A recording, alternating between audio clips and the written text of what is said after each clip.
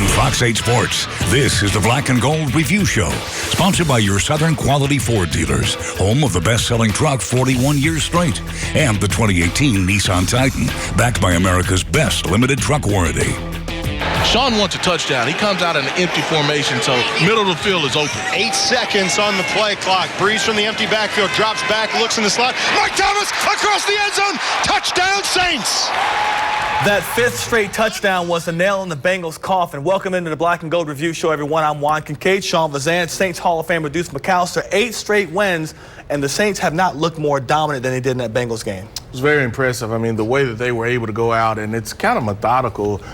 You talk about the big plays, but it's the 7, the 8s, the +5, the +3s, and there was one negative play when you go back and look at that complete game, and so that's dominant football. Complete domination of the Bengals. I mean, the body language on the Bengals by the end of that game was they wanted absolutely nothing more to do with this game. So the Saints really kind of ripped their soul out as well. So they won, and they're rolling right now. You were right about that. 8-1 so far. Let's get right to the playbook. Play number 1, double time. The Saints offense doubled up the Bengals in almost every statistical category. Total plays, total yards, time possession. I mean, they were, as you say, dominant in a game that they needed to be good from the start. They were better than good. Well, I think it's winning on first down. Anytime that you can win on first down, it puts you in a situation where on second and third down, it's either or. And the Bengals were never able to really dial up pressure. I think that they only had maybe 2 quarterback hits on Drew Brees. And if that's the amount of hits that you're going to get on him as a quarterback, that's not very successful. Yeah, it's going to be a problem for you and not successful football. To me, it all boils down to the line of scrimmage. That offensive line absolutely dominated that line of scrimmage. You know, 509 to 284 in total yards, 40 to 20 in time of possession, 74 plays running to 43. That's unbelievable. That's an unbelievable disparity there. That was, I'll go back to the word, dominant. It was completely dominant, and I think it all started up front.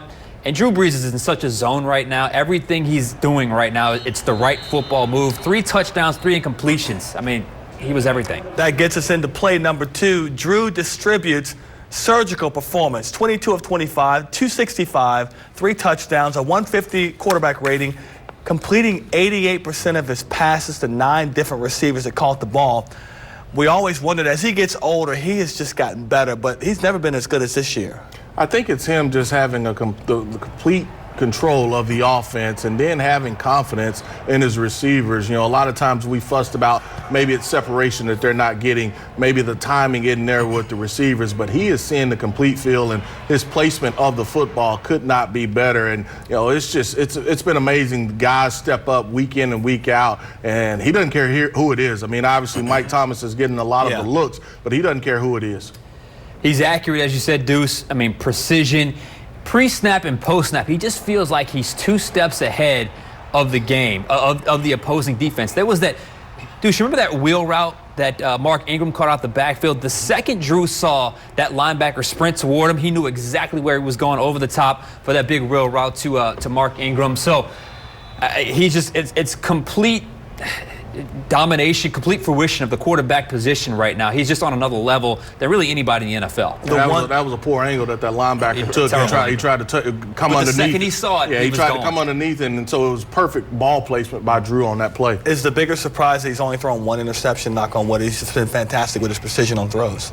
Yes, we won't talk about that. I mean, we'll let that be. All right, moving on to play number 3. Boom goes Ingram. Best game since coming back from his suspension. 13 carries, 104 yards rushing, 8 yards per carry, 2 receptions, 58 yards receiving, had a touchdown catching the ball, 2 running the ball. I mean, this is as complete a game. This is what we thought we would get from Ingram when the season began. Obviously, he had the suspension, but this is what we're used to seeing from Mark Ingram. Well, it took him just a couple games to get his legs up under him. I think that's what probably the biggest thing for him, to be able to get his football legs up under him. Obviously, you can work out, you can run and do some of the things that he was doing while he was suspended, but to be able to actually play and the vision to be there, the power to be there, you're starting to see it.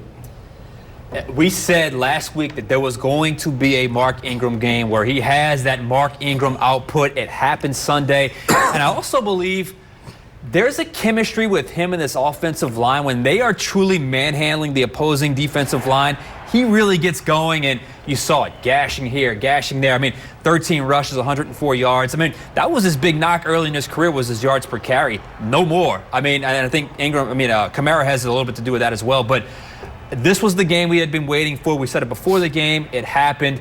It was good to see him back. It really was. While we're on the subject of Mark Ingram this season, how about his career as a Saint? He's inching closer to our colleague, Deuce McAllister's team rushing record. Right now, you see the numbers.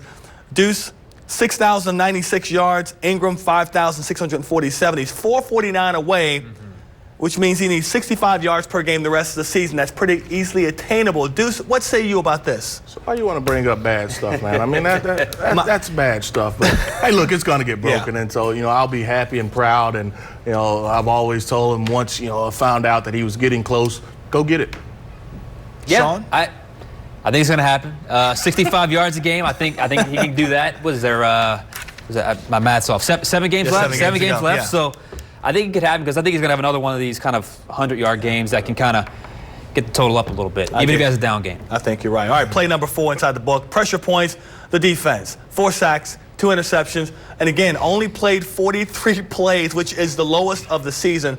That right there tells you how dominant the offense was, but when the defense was called on to do something, Sean, they stepped up. And Deuce, we talked about this after the game. This is the blueprint, right?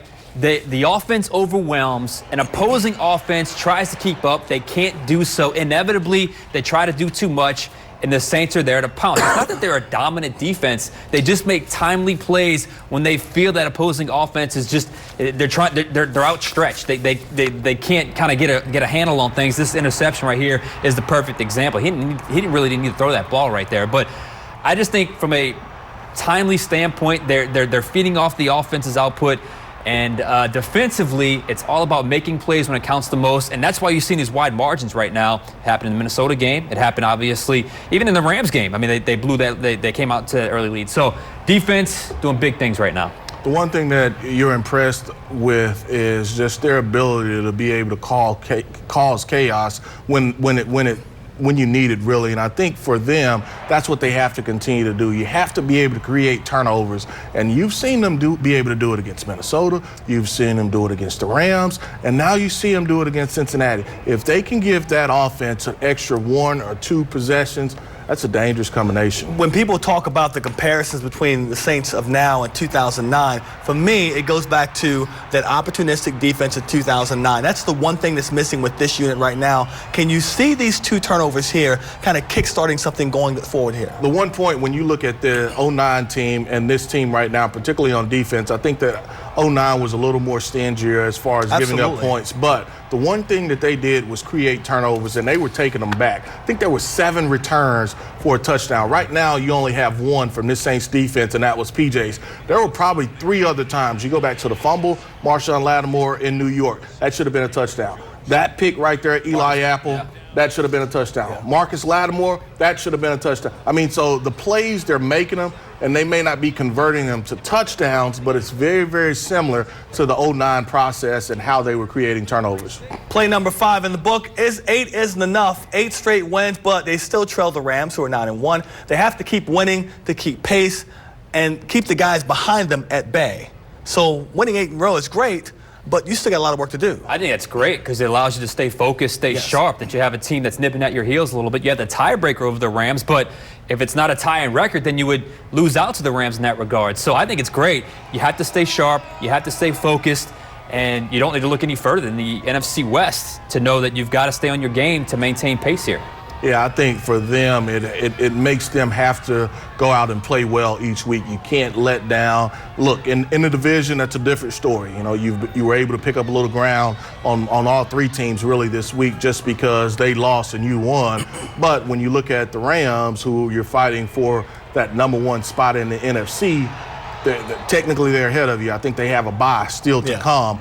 But, it makes you have to go out and want to win and have to win. All right, coming up, Mark Ingram's 28-yard touchdown catch sparked a 44-0 run by the Black and Gold. Sean breaks down the tape of the flawless execution it took to get number 22 across the goal line. And Ingram was one of the many Saints players to throw up the X in honor of Dez Bryant. What does the quick bond Bryant developed with the team say about his future in New Orleans? We'll answer that question and more next.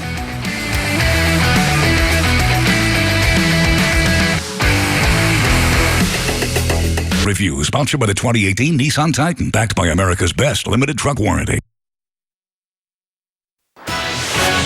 You're watching the Black and Gold Review Show, sponsored by your Southern Quality Ford dealers and the 2018 Nissan Titan. Brees will be under center. Ingram, the tailback, he brings Kamara in motion to the right, fakes the handoff to Ingram, drops back, sets up the screen to the left. Ingram at the 25, big block out in the flat. He's got a block route in front at the 5, spins across the goal line, touchdown, Mark Ingram.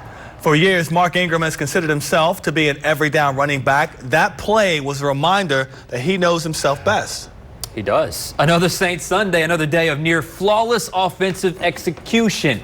The Saints scored on 9 consecutive possessions. Now, there was a plethora of plays to pick from, alliteration there, but for me, the best one came at the 13-minute mark of the second quarter. Let's start with the personnel package. It's one of the most unique in the NFL. The Saints have Drew Brees, 2 tailbacks in Alvin Kamara and Mark Ingram, 1 wide receiver in Michael Thomas, a tight end in Dan Arnold, and hybrid quarterback receiver Taysom Hill lined up in the right slot next to Arnold. On the snap, Kamara is coming in motion, but Brees doesn't fake it to him. Instead, he fakes the handoff to Ingram in the backfield. Now, at the top of his drop, Brees then looks to Kamara's side for a split second. This holds linebacker number 52, Preston Brown. The key to this play, though, is the left side of the line. They have to hold their blocks long enough to hold off the pass rusher, then get to the next level. But they can't do so until Brees throws the ball or it's a penalty for an eligible man downfield. This sense of timing doesn't happen overnight. Now, after Brees looks back to his left and passes it to Ingram, Andrus Peat provides the kill shot and absolutely flattened number 50, Jordan Evans. Now, look at the space in front of Ingram. And he has Larry Warford out in front with Teron Armstead to the side of him. And for good measure, as he gets inside the 5-yard line, he spins out of the tackle of Sean Williams and Jesse Bates on his way into the end zone. Now, that play was symbolic of just how completely dominant the Saints offense was. The planning, the precision, the execution, it was all flawless. And Deuce, when as a back, you catch the ball out of the backfield, you see that lane like that open up, your eyes open up, ready to run, right? Oh, you want to get to pay dirt, and that's exactly what he was looking at. And the spin move at the end looked like he was going to get tackled, but able to spin out, and he scores. Mm-hmm. Let's get right to our questions. A bunch on tonight's show submitted on the Final Play app using the Final Word feature. This one comes from Neil Adams in LaRose. He says, Saints players showed lots of respect for Dez. What are the possibilities of him becoming a Saint next year? What do you think? I think it's something that they'll look at. I mean, the one thing that Dez has to do is be able to recover from his Achilles injuries. And obviously, he just wanted to win. And even though it was for a short amount of time as far as him being around those guys, he just wanted to be a part of a winning organization. I think that, for them, the opportunity may arise for him to be able to sign next year. There's a chance. But if I were a betting man, I'd say no, because he's north of 30. Coming off an Achilles tear, probably wouldn't be ready to go until late August at the earliest at this point. So I think there's a chance, but I'm going to say probably lean towards no as far as his future with the Saints. But wouldn't it be a low risk for the Saints and also low money based on his situation now? Probably would. Yeah. It probably would. It probably would kind of depress his value a little bit, which may make it worth it. Mm-hmm. So that's why I say there's a chance. Yeah. But I would say at this point, probably leaning more towards no. All right, happening early today, the team signed wide receiver Brandon Marshall after losing Bryant for the season. Marshall's a 13-year vet. He's caught a bunch of balls over the years. But what Sean Payton said he loved about him the most, his size, 6'5", 232, another big target for Drew Brees to throw to, and obviously a lot of help, or some help, for Michael Thomas. Well, the one thing that you see is the size, and I think that's important because on third down, you talk about jump balls, back shoulder throws, and red zone. His ability to understand coverages, be able to get on the same page with Drew. Obviously the next question is, will he be available on Sunday versus the Eagles? And I think it will depend on how quick can he pick up the offense. I know they won't give him the full offense and expect him to know it by Sunday, but, certain packages, that may be the case. Do the extra couple of days being with the team help him, Sean? Yes, absolutely. That's why I didn't think Dez was going to play, because he didn't arrive until Thursday to practice. 2 practices was probably not enough. I think he's a guy that the second Dez Bryant was injured, you already started seeing the tweets come out, hey, Brandon Marshall was also a guy they worked out. So this seemed like a no-brainer, and now he's back with the Saints. All right, we'll see how he does. Coming up, Trequan Smith didn't get a single ball thrown his way yesterday after averaging 4 targets the last 4 games. What's keeping him from being a consistent contributor? We'll answer that question when we come back.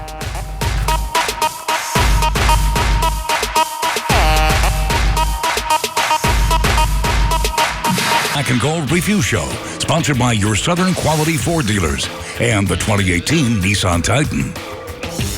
Welcome back in. Let's get back into our viewer questions. This one coming to us from Brandon in LaPlace. He wants to know what's stopping Trequan Smith from being a more consistent contributor to the Saints offense. I think it's time on task. I think for him, he has the ability. That's not the question. It's just seeing the different looks. It's being able to process that quickly, and being able to get in the view of the quarterback. I mean, things move fast in the NFL, and I think the more opportunity he has, the more touches or looks he will get. Yeah, I'm okay with where he's at right now. I really am. 12 catches, 214 yards, 3 touchdowns. We didn't expect him to be a 60, 70 catch guy this year. And I think I wouldn't read too much into what happened Sunday, because while he didn't get a look, you saw a guy like Austin Carr and Dan Arnold get a couple looks. So that's just the way this offense goes sometimes, but I like where Trequan Smith's at right now. We were talking in the break about different programs can benefit a player more when they make that jump from college to pro. This is one of those situations, Deuce, where you see a Michael Thomas who came out of Ohio State, contributed right away, whereas Trequan may need a little bit more time. Yeah, and I think it's more so of the offense that he ran in college. And,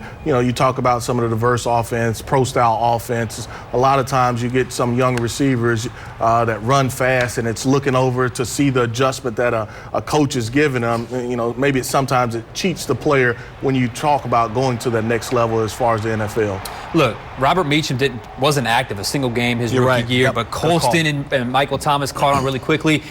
Trequan kind of falls somewhere in the middle. Like I said, I kind of like where he's at right now.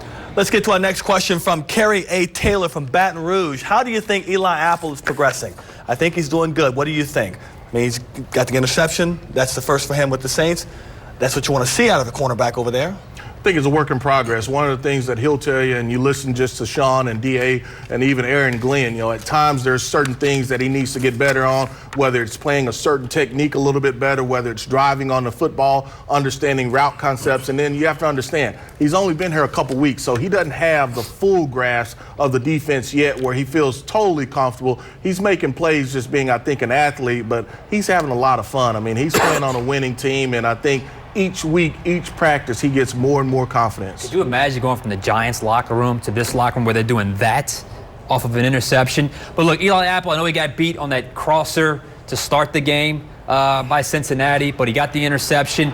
I think at the end of the day, I think he's an upgrade over Ken Crawley, and I think he's shown that. So while he does need some more time to progress a little bit within this system, I do think he's been a solid addition through 3 games so far. Quick question for you. Ken Crawley, we haven't seen him in a while. What's his future with this team? He did get a couple snaps. He got in a couple snaps. I think for Ken, continue to, when the opportunity comes, go make plays. I think that's the only thing that he can do at this point. Okay. All right, coming up, the Eagles.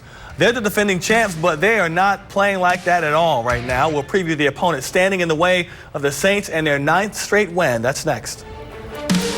And be sure to tune in tomorrow night for Fox 8 Overtime, when we'll have more Saints talk as well as a look at all the big stories in South Louisiana sports this week.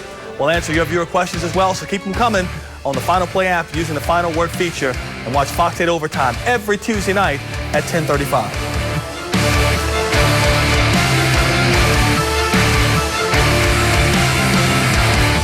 Black and Gold Review is sponsored by your Southern Quality Ford dealer, the best-selling truck 41 years straight.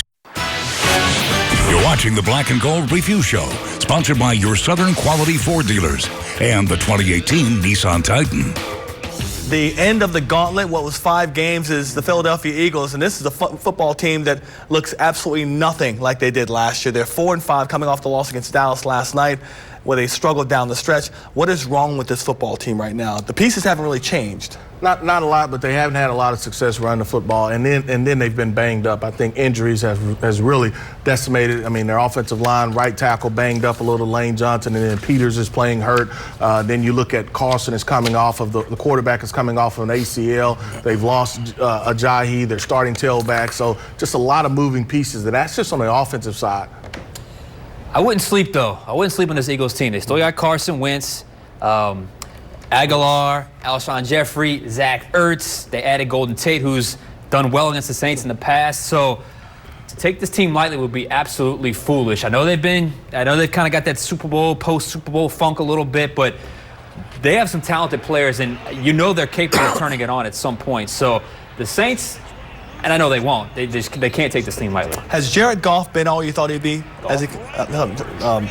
Jared Wentz. Sorry. Has that quarterback been? Carson Wentz been all they thought he would be this year. I mean, he's coming off the injury. Came in a little bit, not at the beginning of the season, but he hasn't been what he was last year. Well, it's his ability to run the football. They haven't run him as much, particularly on those RPOs. Look, that's really where he was so dangerous. I mean, he still can drop it in a bucket as far as throwing the football, but him not being the runner, I think, has hurt them offensively. Arm talent-wise, he's got it. He's got it. And I know it's been a weird year because it didn't necessarily start the way he's normally accustomed to starting a football season. But, again, Carson Wentz is capable of taking over a game and winning it. So I would definitely, and they will, have the proper amount of respect for him. You know, something will look a little funny this Sunday in the Dome. That's because the Saints will be wearing their road white jerseys despite being the home team. Why? Sean Payton lost a golf bet to Eagles coach Doug Peterson in the spring, and this is how he has to pay it. Deuce, have you ever heard anything like this? It's a little on the wild side. I mean, and so if you're going to wear your white road jerseys, may as well go with color rush and wear all white. That's what I'm saying.